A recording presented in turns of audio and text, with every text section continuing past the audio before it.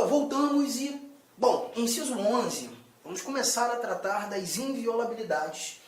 Dois incisos que fazem parte desse nosso bate-papo, dois incisos importantíssimos. Está aqui o 11, iniciando o bate-papo sobre a inviolabilidade domiciliar, trazendo que a casa é asilo inviolável do indivíduo, ninguém nela podendo penetrar sem consentimento do morador, salvo em caso de flagrante delito ou desastre, ou para prestar socorro, ou durante o dia, por determinação judicial. O primeiro dado que a gente desenvolve aqui é o conceito de casa. Conceito de casa, tá?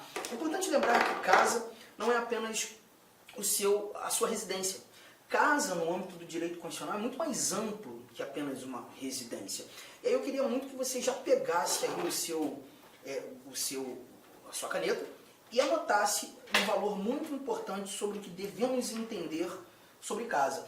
Casa é todo e qualquer compartimento habitável, desde que seja privado, cuja a necessidade de se pedir autorização para ingresso.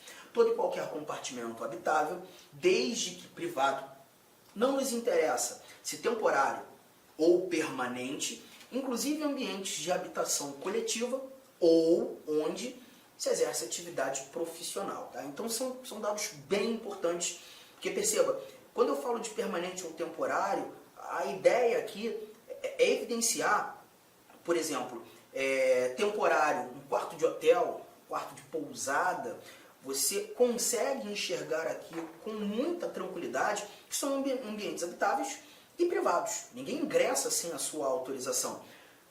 Permanente, aí a gente leva em consideração a sua própria residência.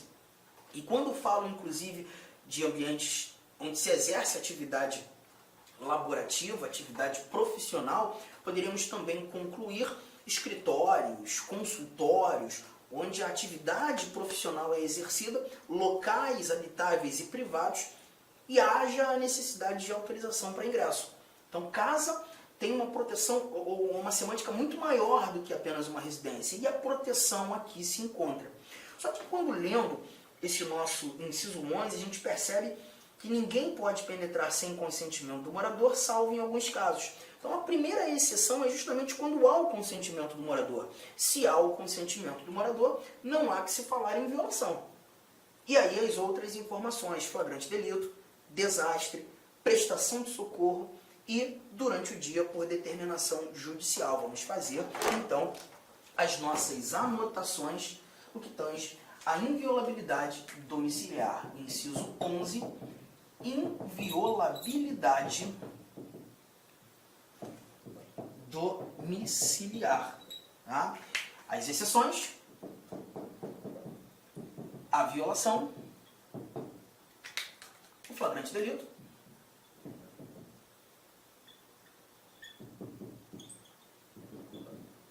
desastre,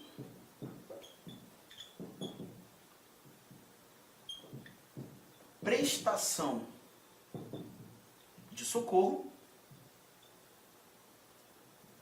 e a ordem judicial. Flagrante delito, né? Temos um crime ocorrendo naquele determinado momento. Há o crime sendo ali praticado em estado de flagrância. Então a ideia é, posso entrar.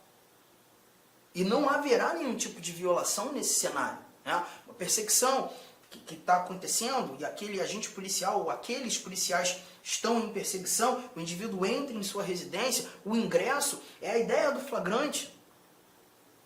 O desastre, a prestação de socorro, nesses três primeiros casos, importante nós lembrarmos que o ingresso ele pode acontecer em qualquer horário, seja de dia, seja à noite.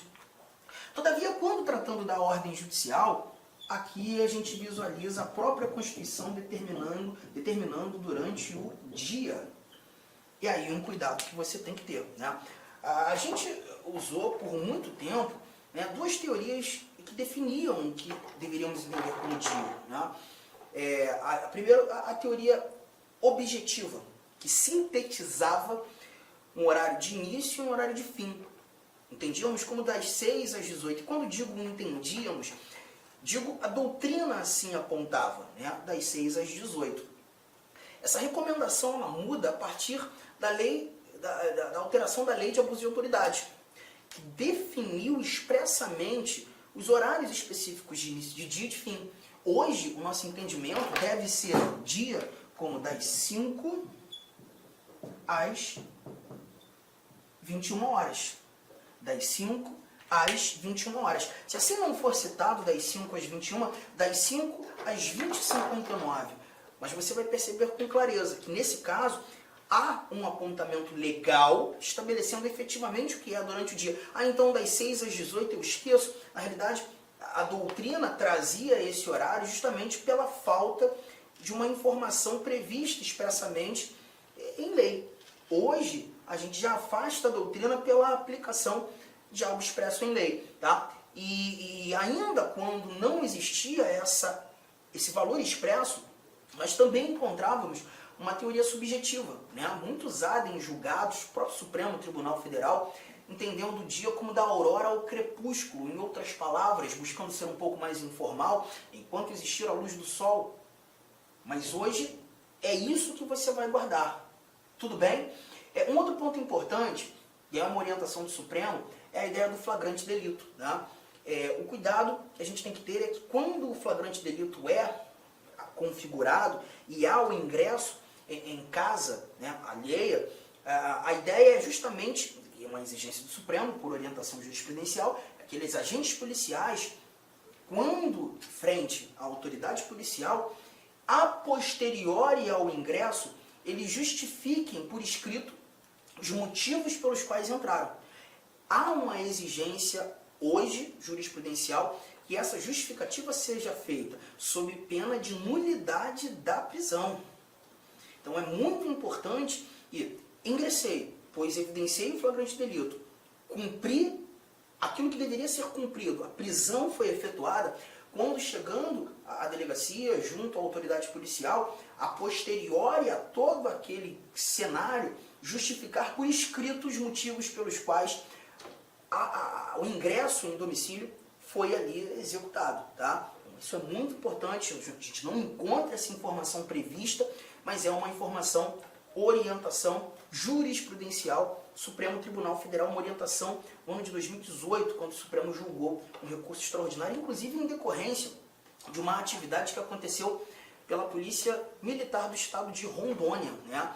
Pararam uma caminhonete, né, na rua e dentro dessa caminhonete eles deflagraram substâncias ilícitas, ali tinha entorpecentes, e aí aqueles agentes policiais simplesmente perguntaram de onde o indivíduo vinha, e ele diz que vinha de uma determinada residência, os policiais foram até lá, entraram sem ordem judicial, mas encontraram um quantitativo gigantesco de tráfego, né, de entorpecentes ali dentro.